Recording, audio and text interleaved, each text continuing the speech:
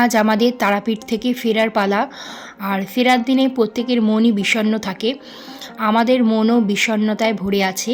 এই দুদিন তোমাদেরকে সাথে নিয়ে অনেক জায়গায় ঘুরেছি, কিন্তু ফিরতে তো আমাদের হবেই।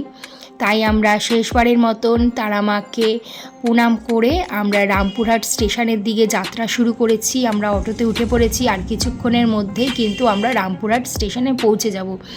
তো আমাদের এবারে একটু সকাল সকাল বেরোতে হয়েছে।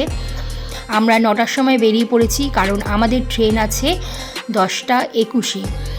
আমরা আজকে যেই ট্রেনে করে ফিরছি সেই ট্রেনটা হলো তেভাগা এক্সপ্রেস। বালুরঘাট থেকে কলকাতা স্টেশন অবধি এর যাত্রাপথ। তো আমরা রামপুরহাট স্টেশনে চলে এসেছি, আর এসে আমরা ট্রেনেও উঠে পড়েছি।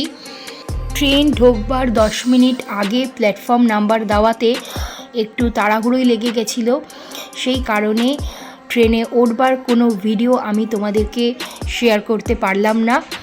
আর আমাদের কলকাতা স্টেশনের টাইম হচ্ছে দুপুর 2:15। এখনও পর্যন্ত ট্রেন ঠিকঠাক মতনই যাচ্ছে। তো আমাদের সময় মতো কলকাতা স্টেশনে নামিয়েও দিয়েছে। আর কলকাতা স্টেশনে নেমে আমরা স্টেশনের বাইরের দিকে যাচ্ছি। তো এবার প্রত্যেকের সাথে আমাদের বিদায় নেওয়ার পালা। আমরা এবার যে যার বাড়ির পথে রওনা দেব। কলকাতা স্টেশনের বাইরে এই জায়গাটা হচ্ছে পার্কিং এরিয়া। তোমরা এখান থেকে ক্যাব, ট্যাক্সি যেটা খুশি বুক করে নিতে পারো।